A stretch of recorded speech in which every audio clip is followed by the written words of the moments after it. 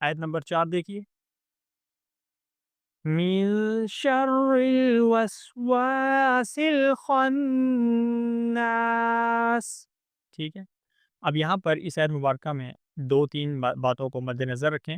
Number ایک، مین یہاں پر غنہ ہوگا، نون ساکن ہے، ٹھیک ہے۔ اب ہم کیسے پڑھیں گے؟ نون مین، ٹھیک ہے، یعنی آواز کو ہم غنہ یہاں پر کریں گے۔ مین شر شین کو را کے ساتھ ملائیں گے، پھر را کو آگے لام کے ساتھ، ٹھیک ہے۔ شر شر ٹھیک ہے۔ من شر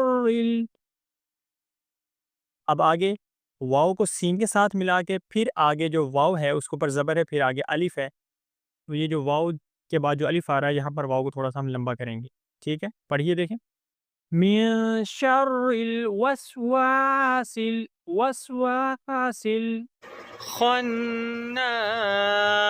اور خناس میں خا کو آپ نون کے ساتھ ملائیں گے، ٹھیک ہے، اور نون کو تھوڑا سا لمبا کر کے پڑھیں گے، خناس۔